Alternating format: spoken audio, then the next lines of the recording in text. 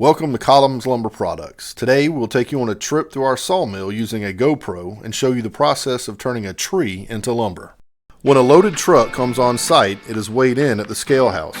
After being unloaded by the crane at the sawmill, the empty truck returns to the scale house where it is weighed again.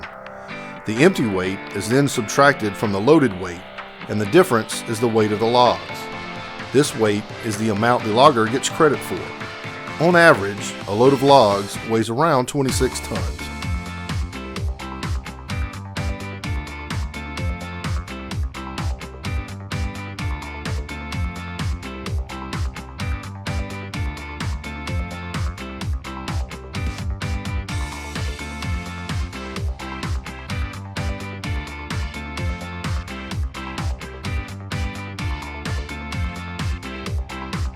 At the crane, the truck is unloaded, with the wood being placed in the log pile or on the log deck. The log pile gives a storage area so that we have wood when we have no trucks to unload. The crane operator shuffles the pile so that the old wood is generally run up first. However, if the log deck gets low, the crane operator may load wood directly onto the log deck from the trucks.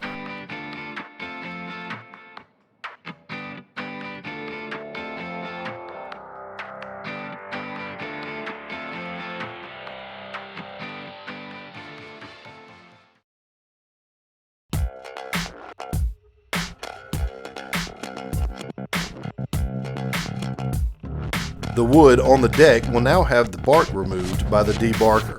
Once removed, the bark is loaded into truck trailers. The bark is trucked off-site and is used mostly for industrial fuel.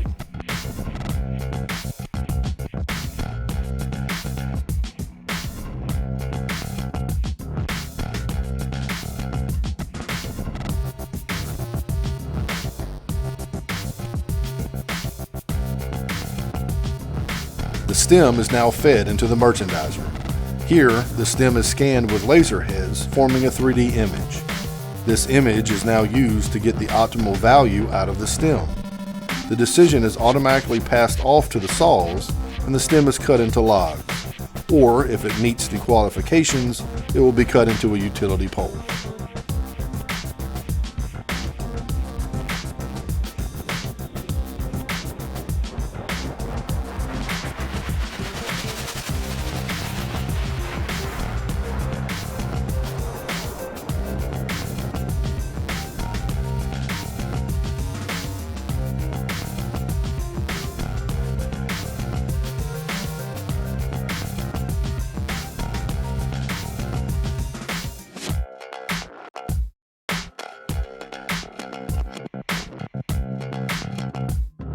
From here, the log can go to the DLI, which stands for double length end feed, or it can travel to the carriage saw.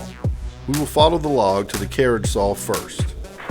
At the carriage, lasers are used to scan the log and find the optimal solution to maximize the yield. The operator then manually runs the log up and down the track, slicing off pieces with the vertical bandsaw. These slabs will go to the resaw, a horizontal bandsaw, while the larger pieces, which we call cants, go to the curve saw gang. The carriage saw will cut the biggest logs in the mill up to around 42 inches in diameter.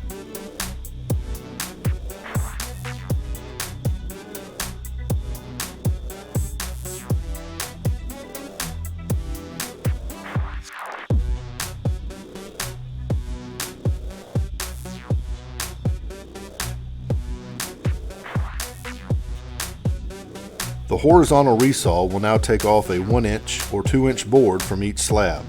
If the remaining slab is thicker than 2 inches, it will continue running through the machine until only waste is left. The waste then goes to the chipper to be made into chips. The resaw is the only machine in the mill that is not optimized with laser scanners.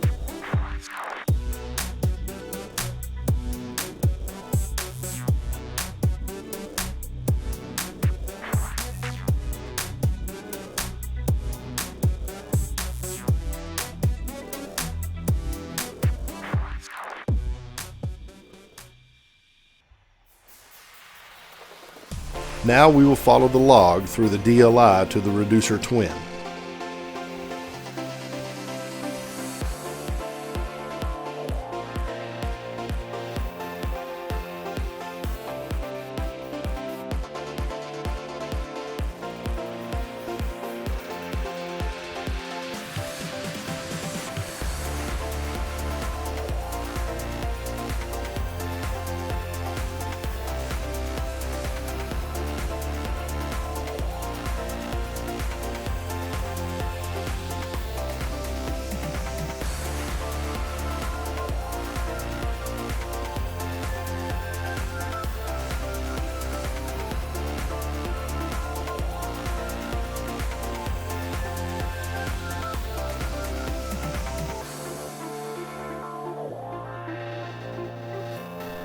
At the reducer twin, our objective is to put two flat surfaces opposite of each other on the log using two chip heads or vertical bandsaws. The log is first scanned and then rotated to put the crook of the log down. Once rotated, the log gets scanned again, with this decision telling the bandsaws and chip heads where to move. The reducer twin can use just the chip heads, or it can use any combination of chip heads and bandsaws to take off sideboards. These can be 1 or 2 inches thick. The sideboards will fall down on the edger infeed deck, while the log with the flat surfaces, or cant, will proceed to the curve saw gang.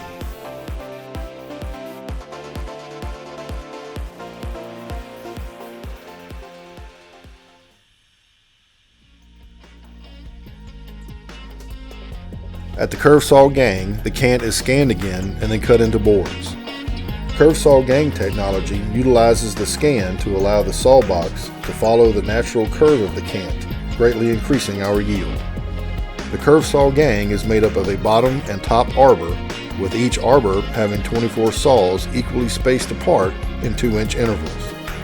Chipping heads come in on the sides and clean up the shims created from the saws, or they can make a 1-inch thick board.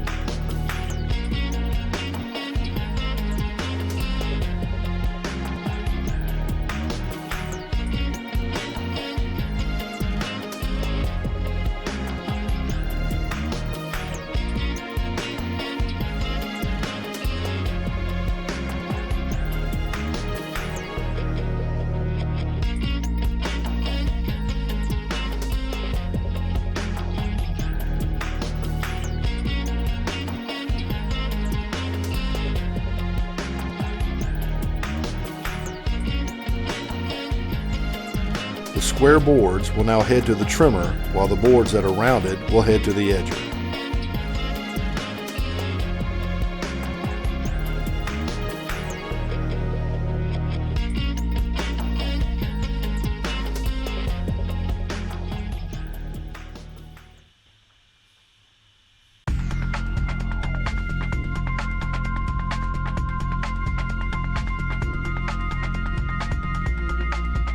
The edger will now cut the boards to make them square. The board is first scanned and then is cut with up to 3 saws that position based on the decision the scanner makes.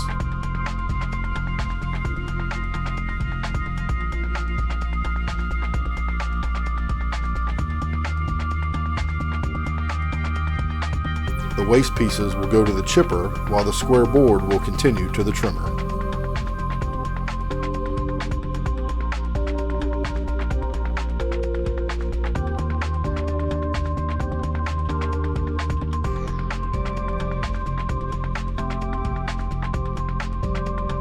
Square boards from the gang, resaw, and edger all flow to the trimmer.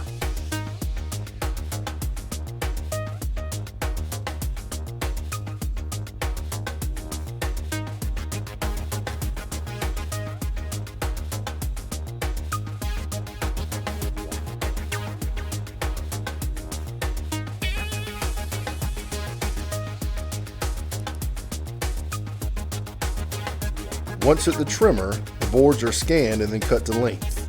The trim saws are fixed in 2-foot increments, so a fence positions the board so that less than 2 foot can be taken off if needed.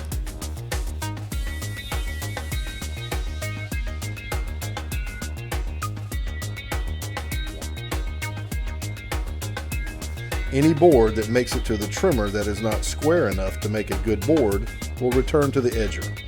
Square trim boards will continue to the sorter.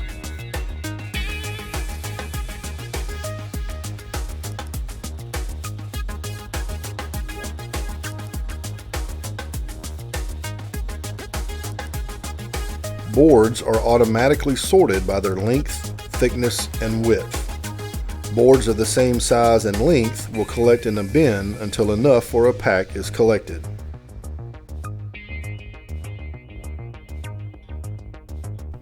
Once a bin is full, an operator drops the pack onto chains and the pack is sent to the stacker.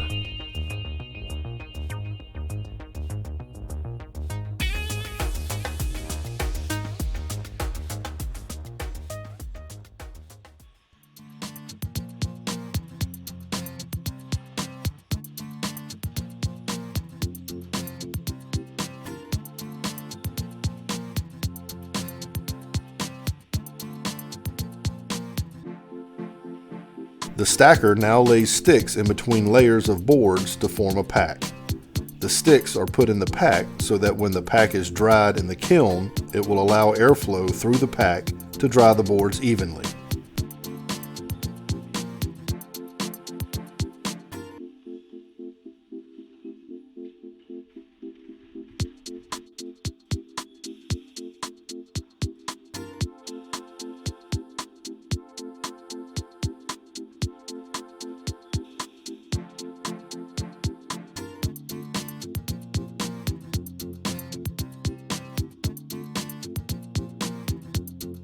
When the pack is stacked, it continues out on chains to be picked up by a forklift.